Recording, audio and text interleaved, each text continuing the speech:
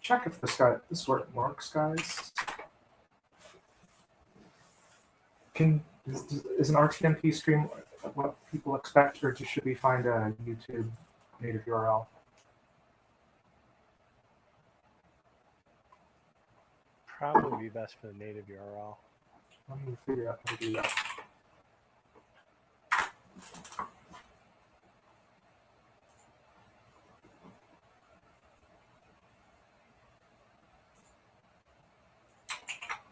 All right, someone please try.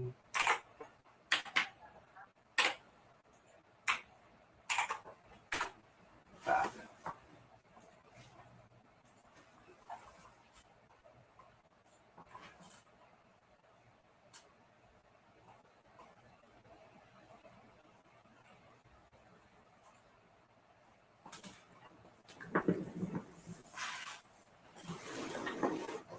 Yeah, I wasn't planning to make my streaming. That works. It does? Great. Yep. I wasn't planning to make my YouTube streaming debut tonight, but whatever. I'll be right back. How are we doing for time? There was some interest from CapSec. I don't know who's going to show up. I will be right back. Yeah, I'll just, if I see people join, just take a couple of minutes to take your time.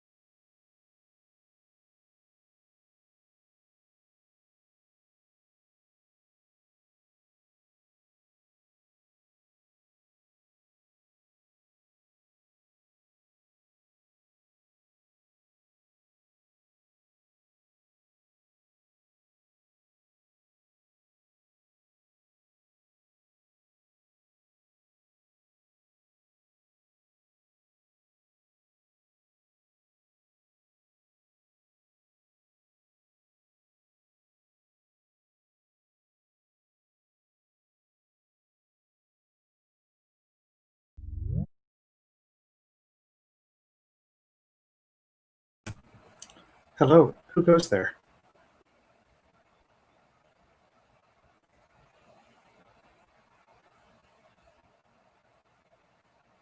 If you just joined, your microphone is muted.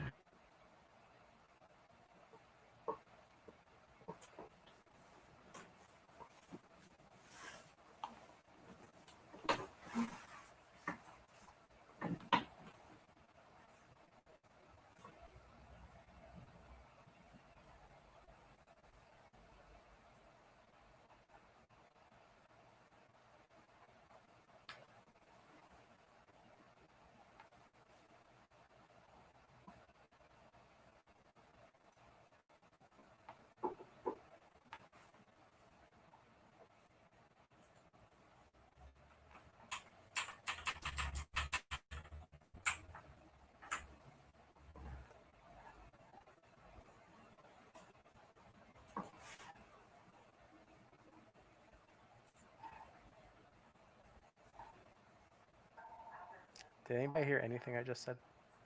Negative. too good of muting the video in the background. That's better at the end. Okay. Can you still hear it in the background? So now, like, it's the sibilants and the plosives that tend to bleed through. Okay. How about now? Okay. Someone's bleeding like a high frequency. Someone's like bleeding a power supply into the audio. That's probably one of my 30 laptop chargers.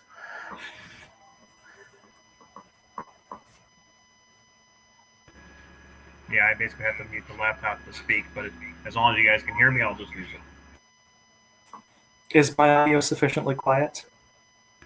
Yours is good. Great. And the live stream, I did a quick test. It's about 3-4 second delay. That's excellent. Well, I suppose in the intro you can point out that people can follow in our IRC.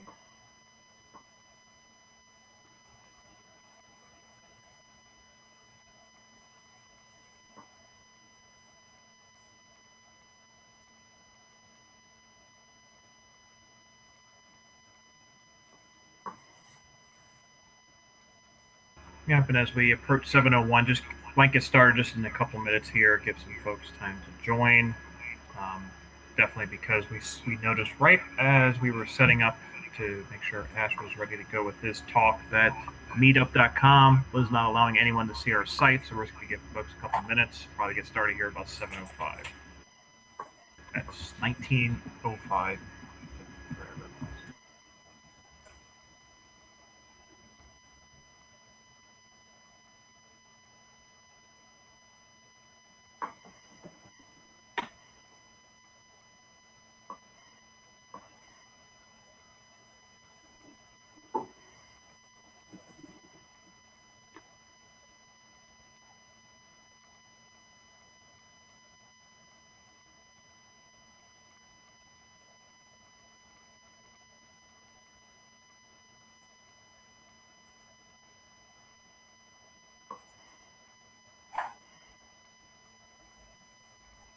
Hey, Dylan, try muting yourself for a moment.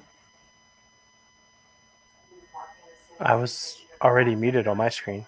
Oh, interesting. Someone else's whose audio is leaking onto this? That's muted. Who isn't muted? Okay. Yep, I was just about to say, yeah, I think Richard who joined, he's got himself muted. Oh, that's much better. Whoever muted. Thank you.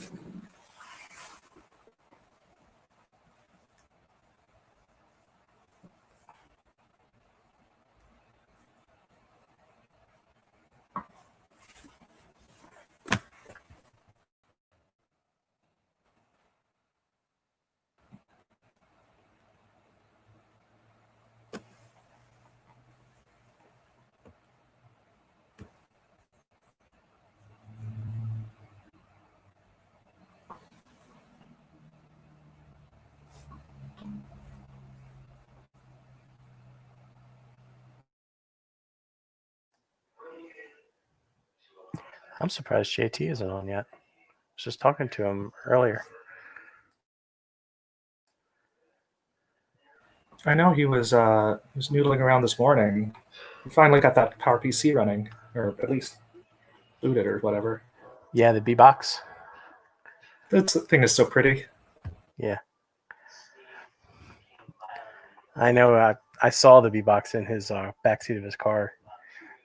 He was telling me about the guy he was getting it from because he was coming back when I met up with him on Sunday.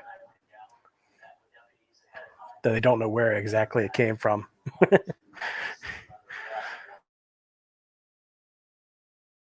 Yeah, those are the good old days. Someone just pulls up in a parking lot, the grocery store parking lot, and you're like, want to buy some speakers? Well, he knows the guy, but the guy doesn't know where he got it from. I think all B-Boxes have had like interesting and traumatic lives. I think so too. I know the one that I know of. The other one I know of has changed hands at least 6 times, and it was in some rough shape. It's like Next Cubes back in the day. Oh yeah, that's one we need to find. I had a turbo step collar at one point. I love that thing. How many of the Next Cubes? I think. Which one did they make more of? B-boxes or Next Cubes? Oh, Next Steps by a huge margin because colleges were all into Next Steps. Oh, okay. Not so many cubes, but many black and white steps. Damn. For a while, like the step was one of the default options at the University of Maryland WAM labs. Oh wow. Yeah. I didn't realize they had gotten that widespread.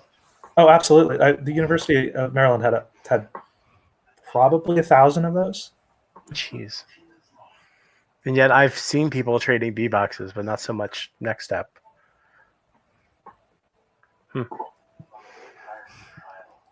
I guess Next is not nearly as cool as the B and BOS was. I don't know. I couldn't see it. I did the air quotes.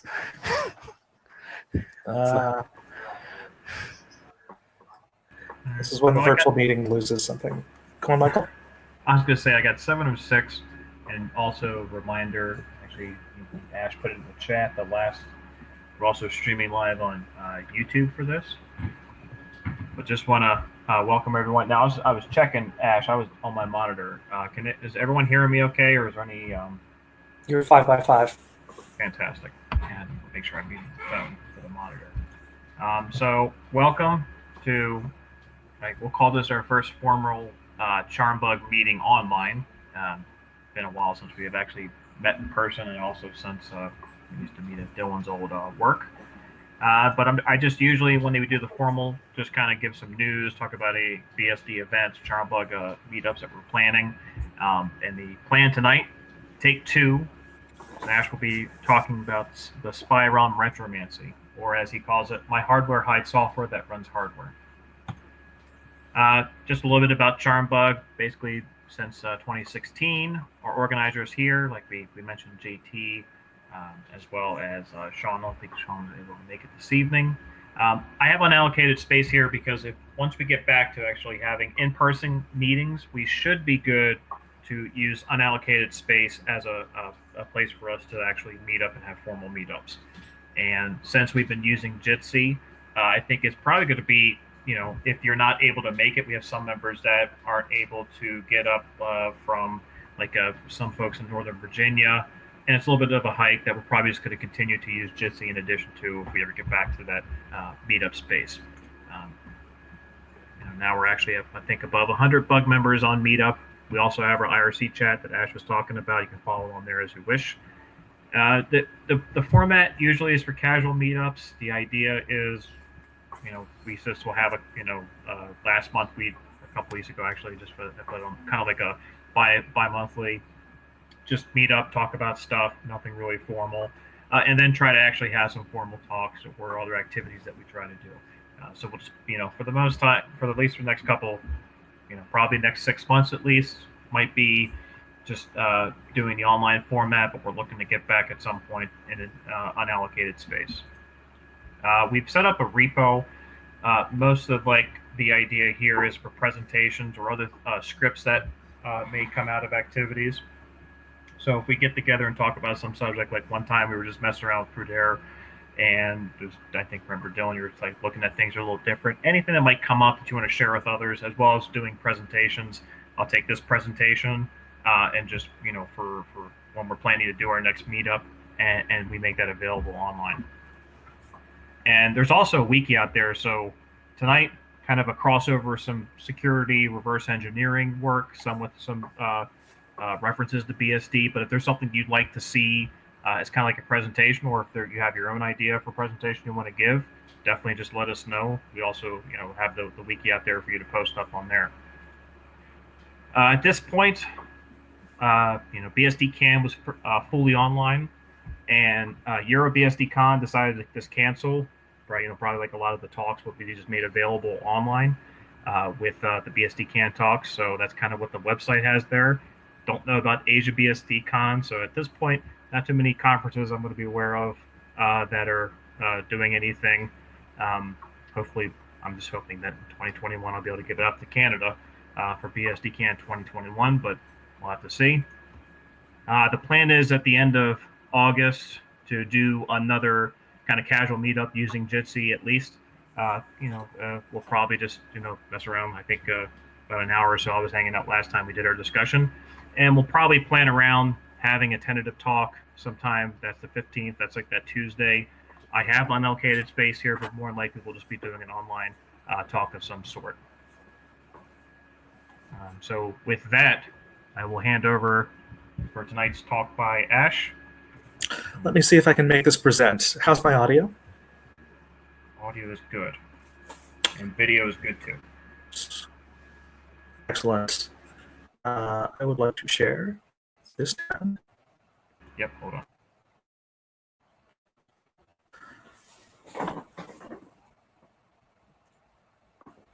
Great.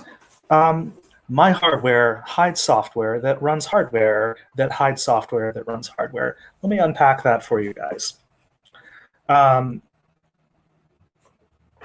am I? I'm a FreeBSD nerd. I love FreeBSD because it combines sort of the consent of willful installation and configuration with the power of being able to do things with your favorite browser, being able to do things at large scale and rate. I love instrumentation. I'm an instrumentation otaku, which, to unpack the Japanese, it is a technology enthusiast. You can find me at Twitter at XPI. I'm a charmbug member for a couple of years, and I'm delighted to do the occasional tech talk. I also did a talk on dtrace. We should probably pack that up and record it again at some point.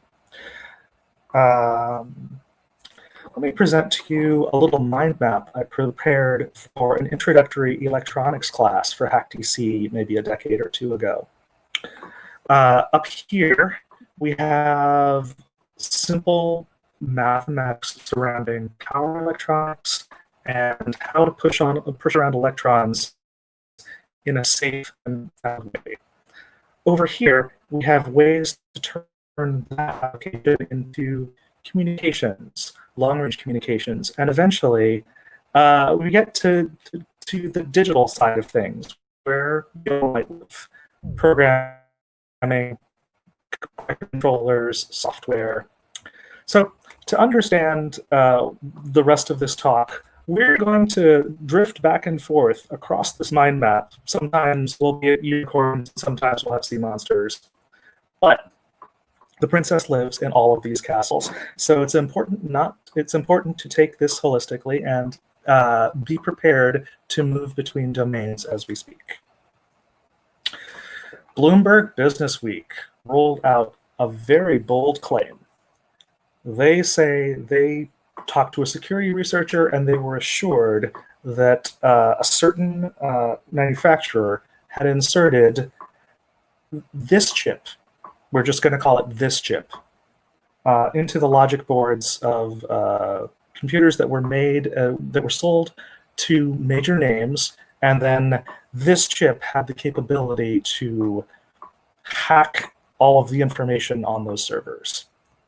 Let's unpack this claim, because they've assumed a lot of responsibility by making that assertion.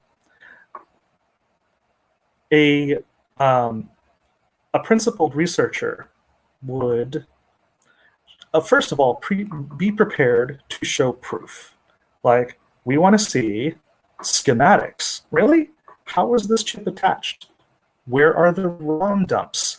Now, the ROM dumps contain the software of the supposed malicious intent. Where are the waveforms? Where are the electrical signals that this chip supposedly generated? And finally, where is the disassembly of the software that did disclose the intent of this? It never happened. The part pictured on that Bloomberg page 1 appears to be just not so special. If you work in RF design a little bit, you will see these passive RF conditioners. our story is back to the ROM dump. We're going to attempt to recover memory from an embedded system. What's an embedded system? Well, everything's an embedded system right now. If you look at your car, there are probably 200, 300 different embedded systems that work together. This is terrifying to programmers because hardware scares programmers, because programmers don't think that they have access to all the hardware, and we are taught that abstractions are to protect us from our hardware. That abstraction allows engineering crimes to be hidden, because if you have a bug in silicon, you might have your driver author make a subtle change before a command is issued to hardware. This is why memories should be inspected. Every one of those small systems, those small embedded systems, contains multiple memories that record all of the crimes that have been committed in the system. Now, here's where this discipline gets expensive.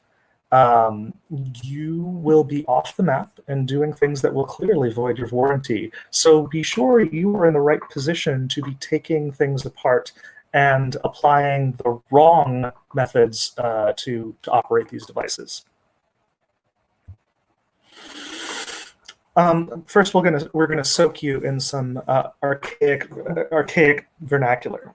A lot of these notions about interconnected systems started with radio and telegraphy, and you will hear hardware people talk about buses and bandwidths and modulations, and unfortunately, master and slave terminology as well.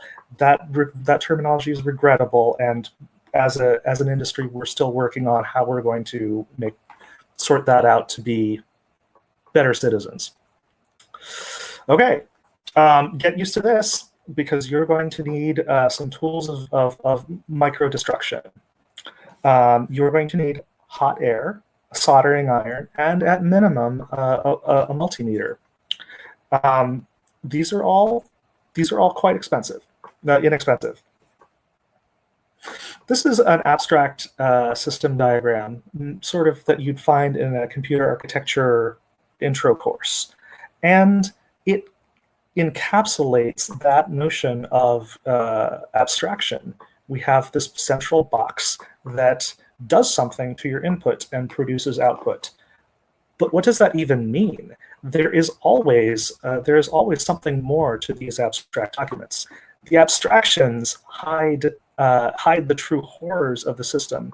This is a page from Katie and the Computer, where Katie winds up inside the computer and realizes there are bugs everywhere that you don't see from the outside. Here's where you landed up as a consumer of an abstract system. That is a SATA connector, and it's associated SATA power port from a disk drive that you would buy off the shelf. And you were given this to use and operate, and you trust your life's data to this device, and you expect it to perform according to its specifics. When it doesn't, you're left with the idea of you have multiple systems packed up one in each other, like a Matryoshka doll. On board this system, which is in theory a black box, you have another black box inside it, and very often those black boxes then in turn have other black boxes. Every level has a software loadout, and every level has a memory that is worth understanding to understand the operation of the entire system.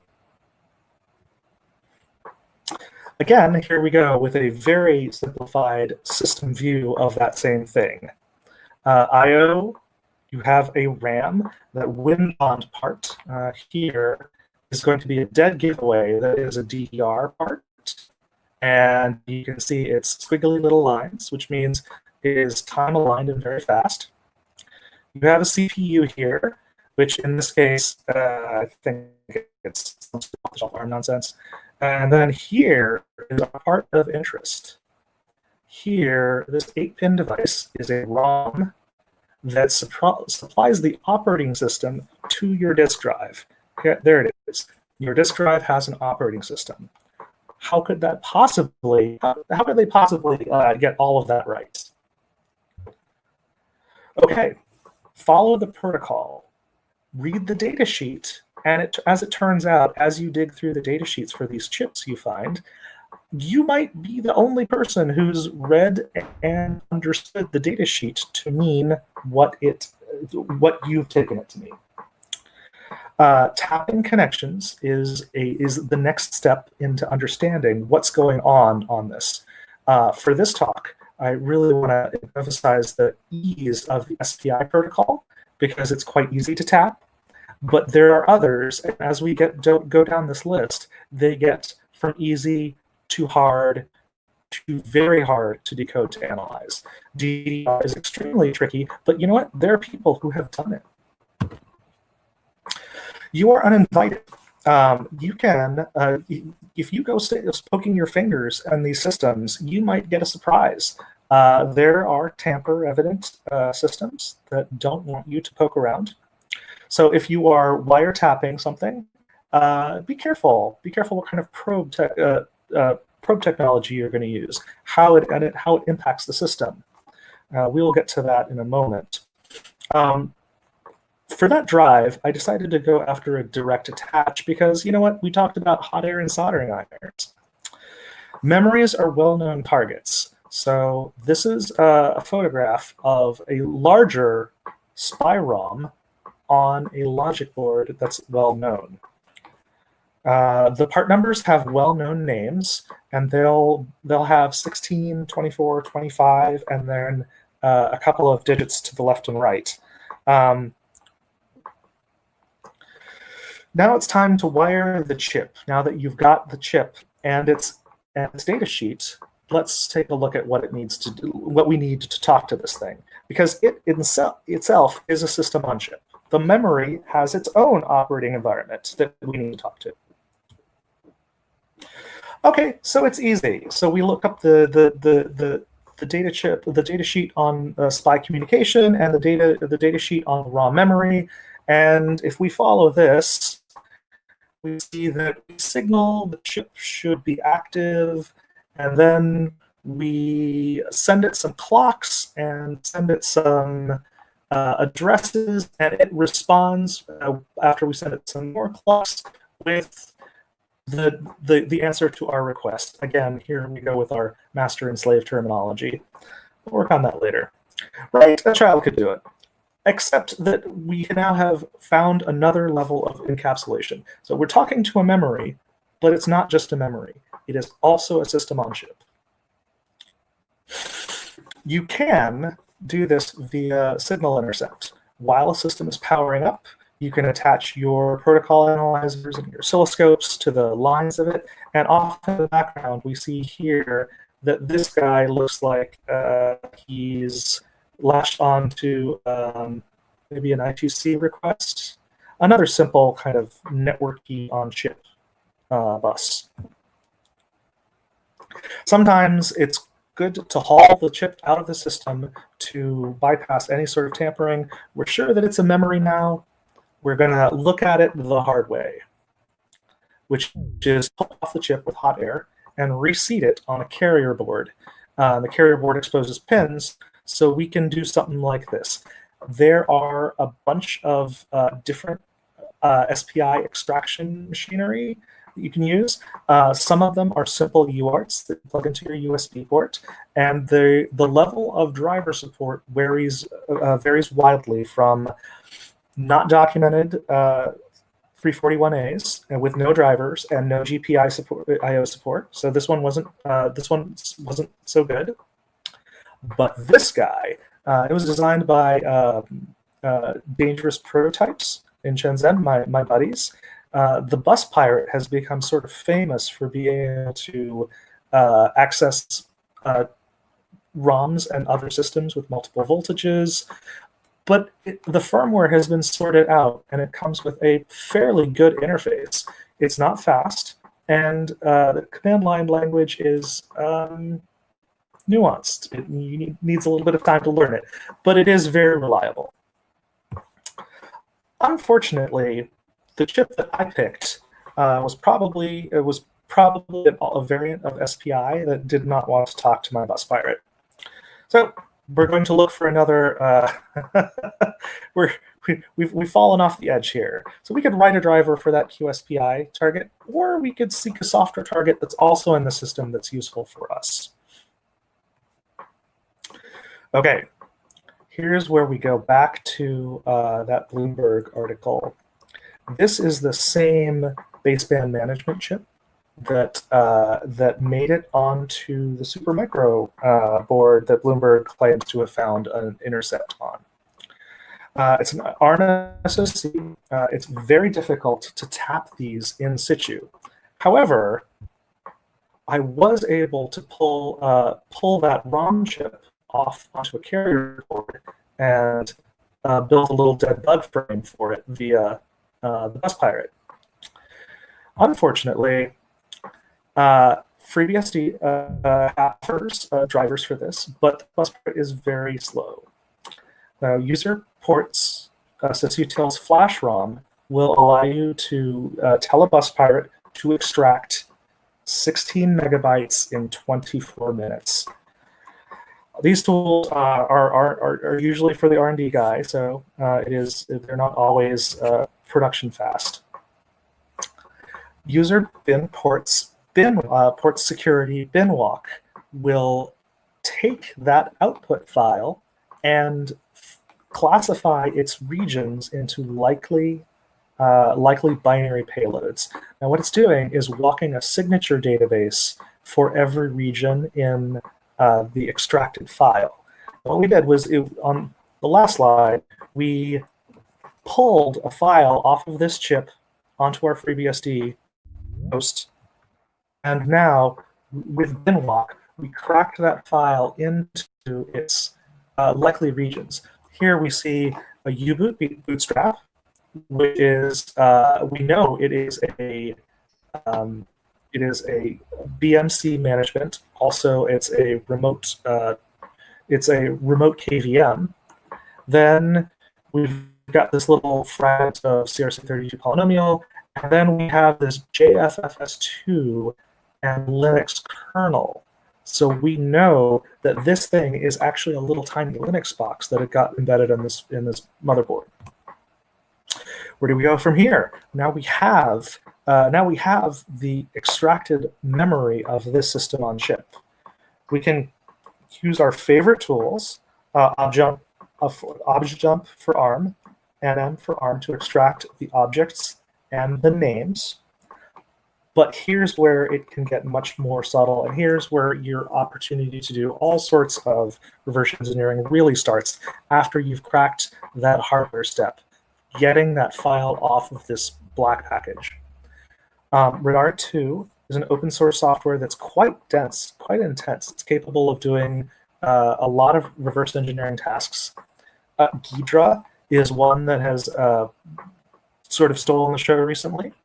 And IDA Pro is sort of the old hat at this. I got Ghidra working under FreeBSD, and I popped open that, and it looks like we have a really good shot at presenting a disassembly for that absent firmware via what we got all from our FreeBSD hosts.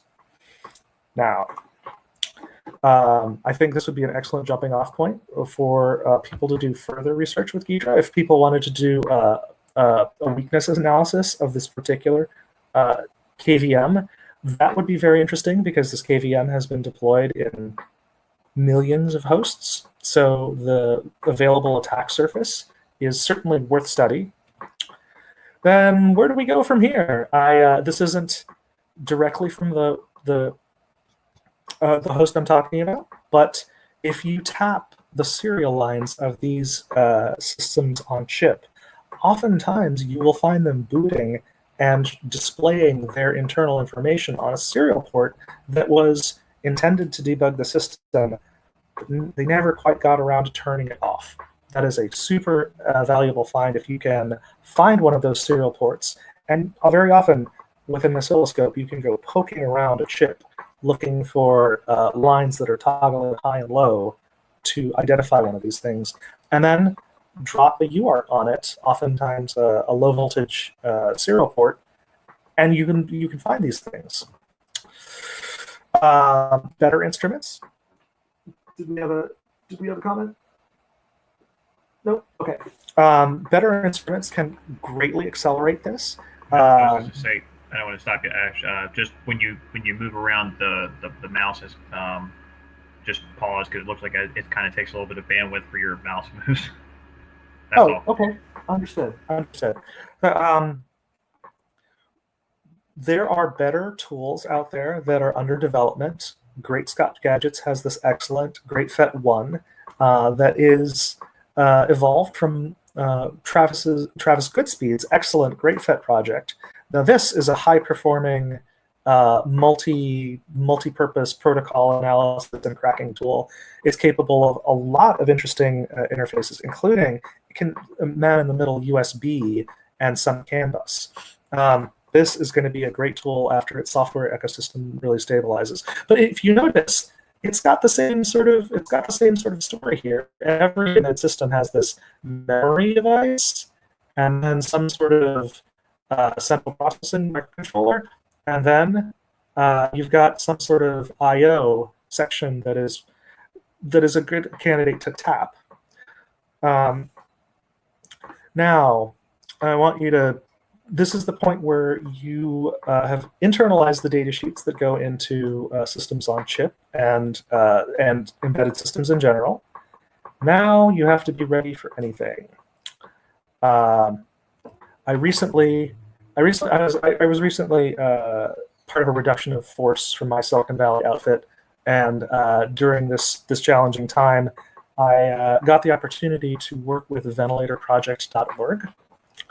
And maybe I'll just do this with the camera rather than.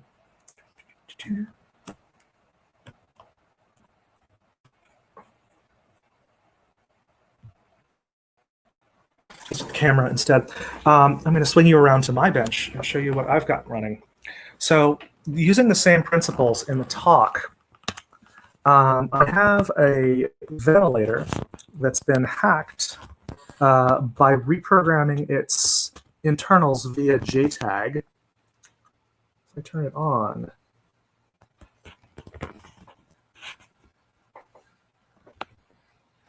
it's sometimes dire what you need to do in the field.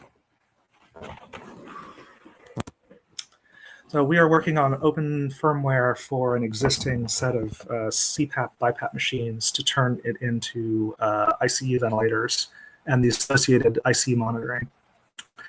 Okay, who's got questions?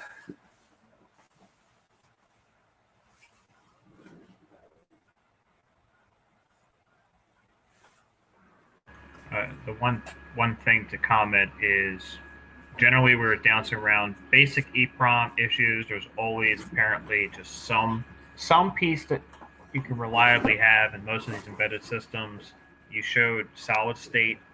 I thought there was some other weirdness with just like multiple disk controllers.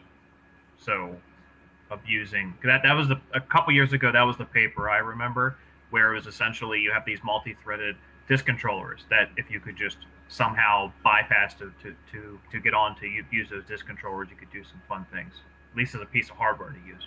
Mm-hmm. So what I have seen is disk drive. There are two controllers, at least two controllers in every little system, right? There's a controller on the host side, and then there's a controller on the disk itself. It's like understanding the interactions of those two controllers by itself is a extremely ticklish exercise because the disk has a mind of its own. It runs its own operating system.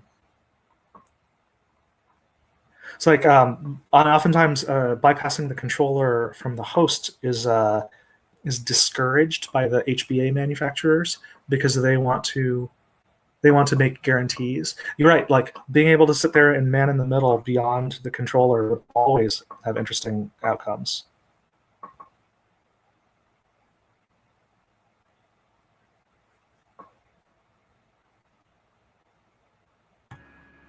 So if you have anyone have any other questions. And what's interesting is during this, when you switch to the video works great and no issues whatsoever. All right. Okay. So that part's good. A couple other folks joined.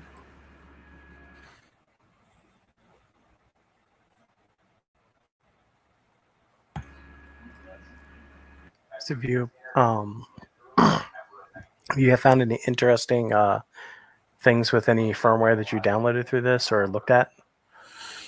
Well, we definitely found the Avicents. I was actually able to open that Squash FS file system, and I think it has a lot of skeletons in its closet for interested security researchers, and there's a large attack surface there. So that during the talk was one thing I discovered just coming up with the example for the talk. Direct message me later about if you want to do something organized around that piece of around that evidence. All right, thanks. So there's a whole Linux file system in there that I was able to unpack and mount. Very interesting. Anytime you see a Squash FS, you know there are going to be software development crimes hidden by any sort of little Linux install. Yeah, there was one, and kind of going back, like you say, plan around maybe an activity, because it was just the one time it was me, Dylan, and that was when Marty showed up. Marty perked up as we were talking about where's all the reverse engineering tools, and like you highlighted some, like Redair. And at the time, Ghidra wasn't working officially as a port for FreeBSD, but like maybe that's something we can do. We can go and take just we'll say an interesting file to look at, and then make that like kind of like let's run through and see if everyone can at least on their own system kind of work through it. I mean, Ghidra takes a little while to install because it downloads the Java and the Java Kitchen Sink and the other versions of the Java Kitchen Sink, but it does run.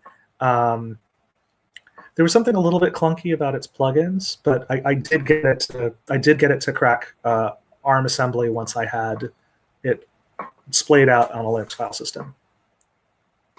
Yeah, I think the plugins, it allows you to write native plugins. That might be why it doesn't work easily.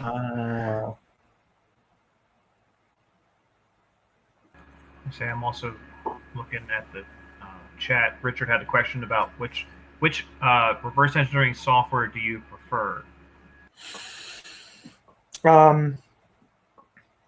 So be prepared to change your mind about whatever dogma about your favorite reverse engineering software, because if you don't have architecture support on your target architecture, then it's not going to be interesting. So if you're on x86, then IDA Pro has a lot of history of doing good work. If you just use the right tool for the right exercise. If you're out in the field and you don't have time to set up the large machinery that Ghidra or IDA Pro might need, Radar 2 installs very quickly out of ports. And if that gets you far enough, then learn to use what you have at your fingertips. Yeah, because I think that was the interesting part about Redair was it's a clean port install on BSD, Linux, whatever you got, and it's kind of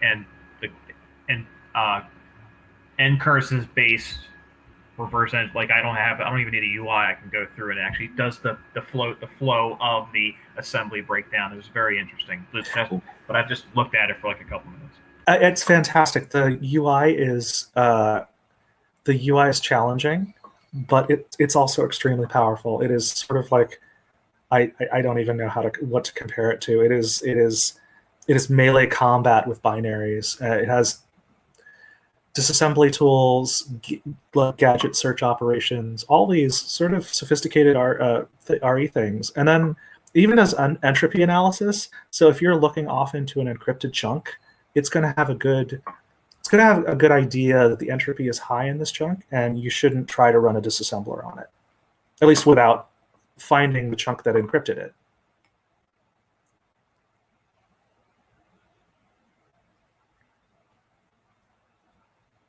I like it as a first step because it is very quick to get in. IDA Pro I haven't messed with since taking Windows binaries, and kind of like you say, x86 fantastic, and then I like this I need my symbol files, and then it's like I really don't need to know anything. I can just click through IDA Pro, and then at the time there was some of the and it's Darm Grim. I actually saw that there's still versions of that. So it just take your IDA outputs and do diffs between like the actual take, like when you get a patch, it happens to be Patch Tuesday. That's and that's one of the things you used to do is like take your patch, try to figure out what the vulnerability was, and try to figure out what exploit code you can try to come up with just by diffing the Windows patches. I think that's true. Like every culture actually writes its own tools. Like IDA Pro for x86, Windows, definitely Radar for random Linux stuff, and then Ghidra is like warming up to its own space because it is supposed to be multi-architecture plugin oriented. And I just had another thought. I was thinking about something else I was going to read, and something I haven't. I don't know if you have done any of it, like just you were talking about for the disk controller on the host side, but then what it is on the low level, and some of the other I'll call it nonsense you've had to deal with some of your support for like I'm making quote marks without the camera on appliance support.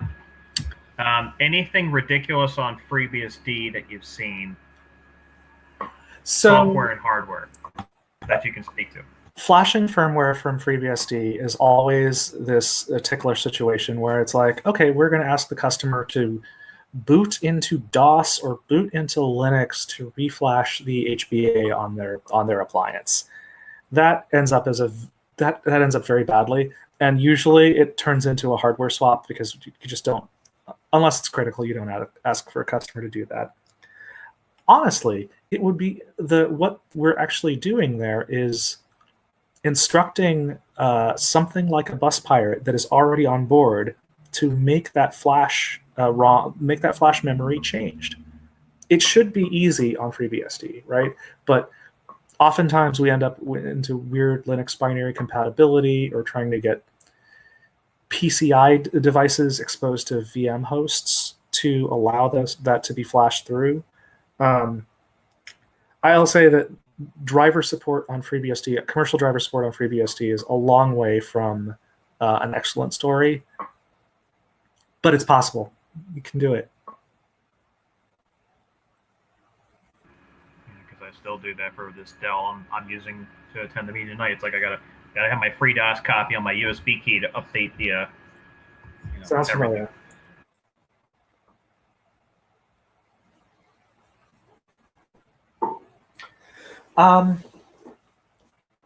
It's a good point to get started. I think understanding how a system bootstraps and executes code is an excellent way to understand reverse engineering. To understand reverse engineering, like if it's x86, then understanding how the operating system executes a binary, how it gets privileges, and how it talks to other libraries. For embedded, understanding the memory map, understanding the bootstrap sequence, and understanding the hardware itself. If you were trying to design a system in an economic way, there are only a few patterns that you'll stumble onto. Learn to identify those patterns by taking stuff apart, looking up chip numbers, and reading the data sheets on those chip numbers.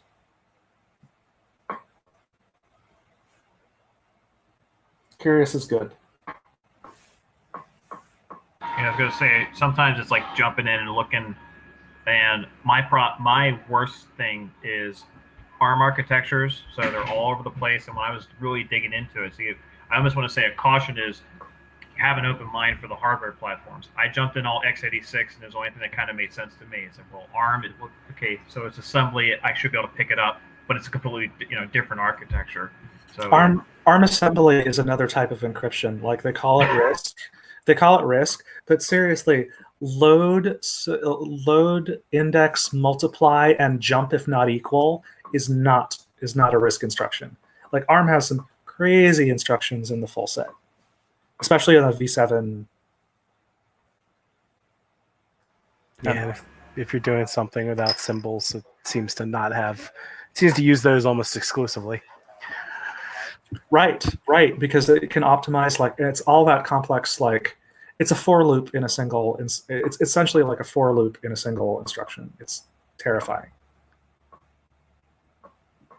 It's an indexed strided for loop in a single instruction. Terrifying.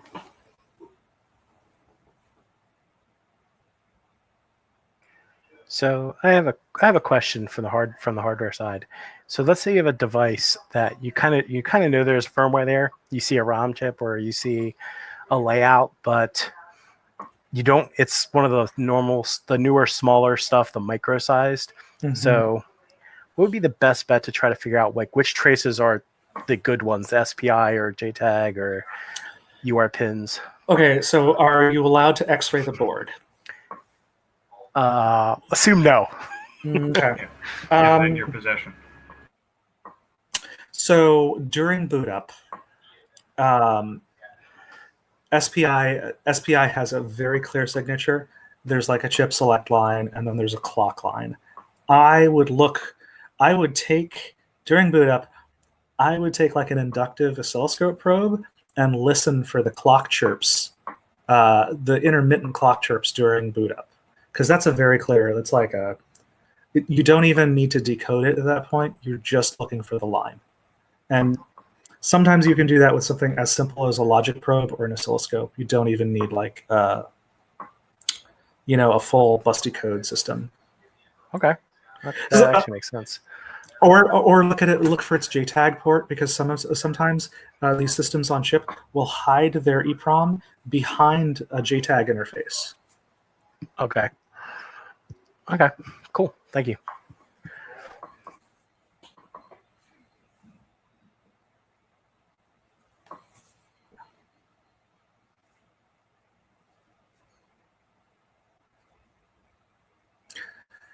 Has anybody taken apart anything interesting this week?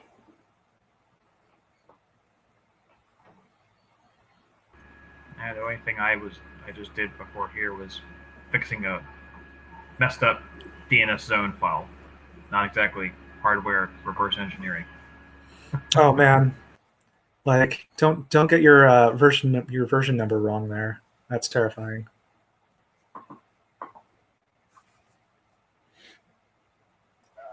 Yeah, with the quarantine, I haven't been allowed in the room where I can actually take stuff apart. This is why having a lab at home seems expensive, but then you can choose the tools you actually want, right? And decide about what you want as goals for your work. And really, like, having the tool to take stuff apart is the first step. Hot air, soldering iron, maybe an oscilloscope, definitely stuff like a bus pirate. Like, so we're not talking a huge capital investment. Yeah, I have a logic probe and a couple of don't have a bus pirate, but I do have a couple of traces and stuff. But for the ventilator stuff, I got to work with a new product called the Black Ice JTAG. So it's an ARM targeted JTAG, but it's just a really nice product. And it's also like very open source. Like the firmware is open source, the hardware is open hardware.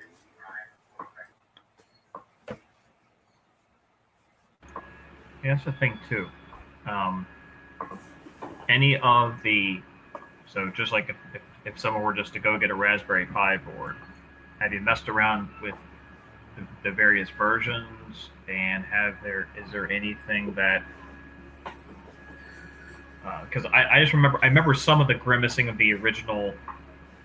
I don't even know if the actual architecture has improved at all, but have you looked at it in this in-depth kind of like messing with the system on a chip or anything like that? And is there anyone that stands out of just the basic Raspberry Pis? So the Raspberry Pi typically has more horsepower than the systems that I work with. It's like beyond. It's closer to being a PC than it is to being really an SoC fan out or a microcontroller. That's a lot of horsepower there, right? When you start talking about hundreds of megabytes of RAM, that's like it requires a different skill set, because typically you have access to the file system on the Raspberry Pi. Where it gets tricky is you don't have access to the black box stuff that Broadcom internal teams had when they were implementing the board. Now, the design is published, so people have been catching mistakes. Like there was a infamous power rail mistake where you couldn't possibly power a Raspberry Pi from a normal USB 5-volt rail because it was overcurrent. So they've acknowledged some of those hardware mistakes. I don't know. Now, like I typically am closer to more custom devices. I think a Raspberry Pi is fairly well understood. It may sound strange because it is such a sophisticated thing, but its peripherals are already mapped into FreeBSD or Linux as part of the operating system. So a lot of that is free to get. Like you can actually poke at the SPI ports from inside FreeBSD or Linux on a Raspberry Pi. Yeah, I thought there was some support so you could like turn on the for the GPIO and do some things with it. Absolutely. It is a very big microcontroller. It is the biggest microcontroller.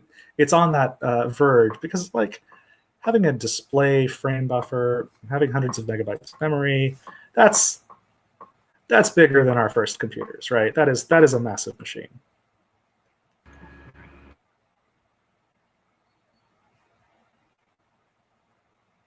So this is an interesting question. How I've noticed this coming up in a lot of newer like system on a chip or small microcontroller environments, but the embedded FPGAs that seem to be becoming way more popular now. Absolutely. Well, or the other way around, like Altera's The RTX 7, right? So and Zinc platform, I think too. and the Zinc is so it's the other way around. It's like the FPGA core represents the bulk of the silicon, and this little ARM thing in the corner. So the idea was to simplify the bill of materials for a lot of these things, where it was big FPGA with all of its power supply demands, and then another big ARM chip to bootstrap and babysit that FPGA. Because there's stuff you just don't want. There's like stuff that you don't want to bother putting on the FPGA, like slow stuff, management stuff. Zinc and Arctics complicates the equation because you have put this very complicated chip in lieu of like two somewhat complicated systems by themselves. I think there have been inroads to getting open source synthesis and place and route on Arctics, but I don't think it's a solved problem. And it's really tricky because both Xilinx and Altera have proprietary bit packing and also signing and encryption machinery to get their designs to have a chain of trust that is very hard to peel apart. I think that's the edge of unsolved right now, as far as the hacker. I don't feel so bad now because I have a RTX 7 bitstream that comes up as like 1.0 entropy on everything, and the kid doesn't even figure out what it is. It's encrypted. It's compressed and encrypted, right? It's just it is. Yeah, they're trying to protect their legacy, because what they see the value offering is their intellectual property and semi-hardened intellectual properties. These are the peripherals in the FPGA that act like FPGA stuff but are actually hard silicon. It is yeah.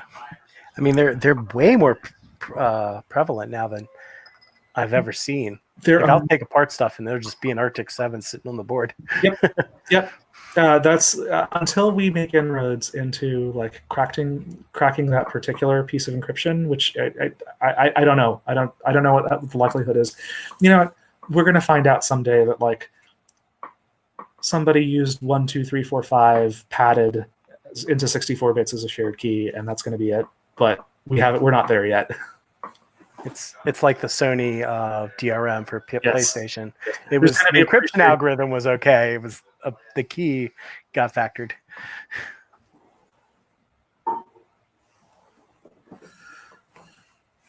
Now, proving that something is or is not encrypted, if it's steganographic or encryption, or that's just like another level of math that I don't have. I would love to hear about talk about that.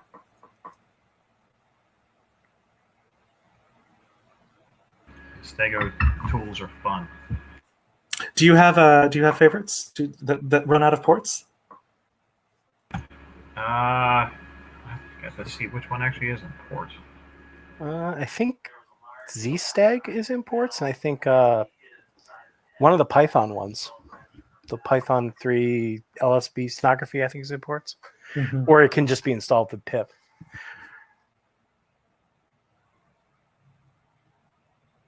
I would expect a lot because the actual stenography part is not requiring external libraries. It's the image file read and write. All right, two are kind of funny. The Perl module for Acme stenography image PNG hide data and badly in PNG images, and steg hide. So I think I went over this at one point. I tried a survey of them, and very little of it was maintained or buildable or ran.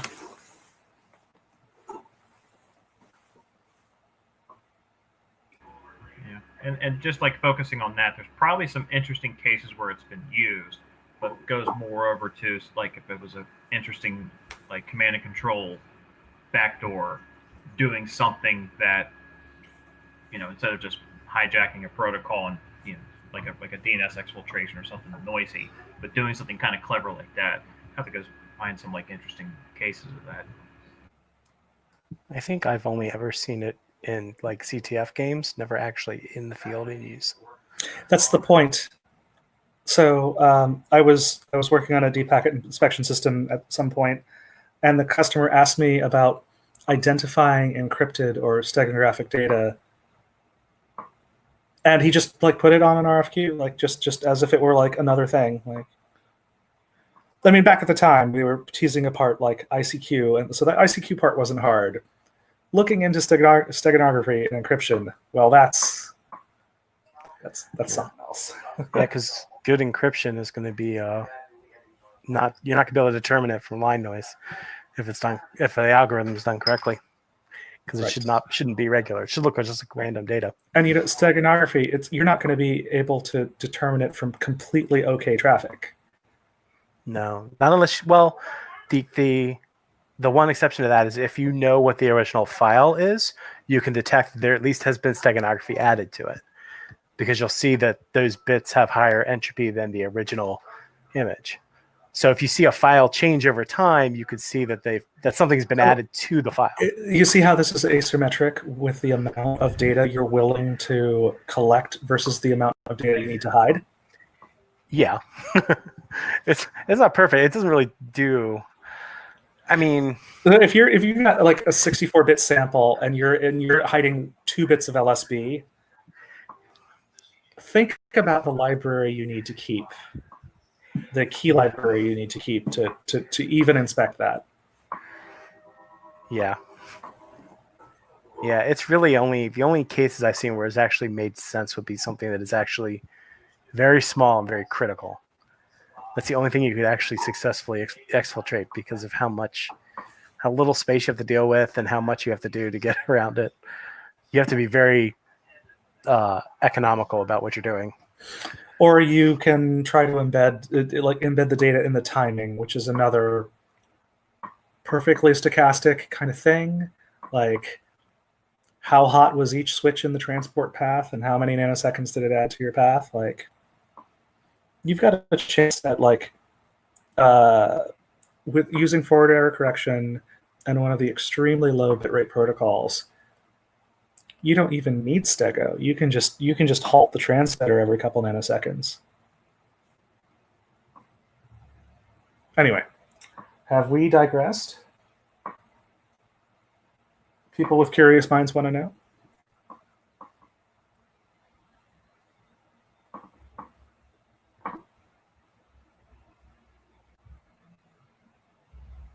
Let's see.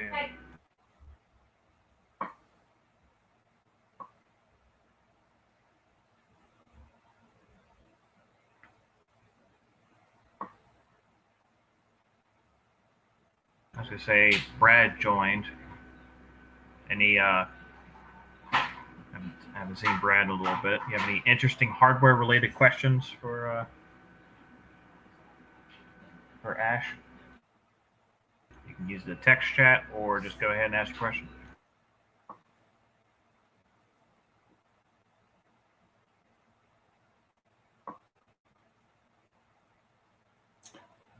My pleasure. We were supposed to do this before all of COVID, and then we were supposed to do it in the unallocated space. I was looking forward to that, but I don't know. I hope that everyone's experience has been unremarkable and simply locked down.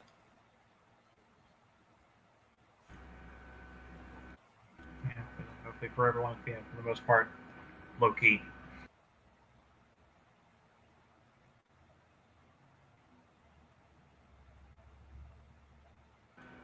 All right. Yeah, if there's no other questions, yeah, pretty much at this point, we just hang out for a little bit. I'll be at least around for the next couple of minutes. I'm calling the YouTube stream, and now it's just chickens.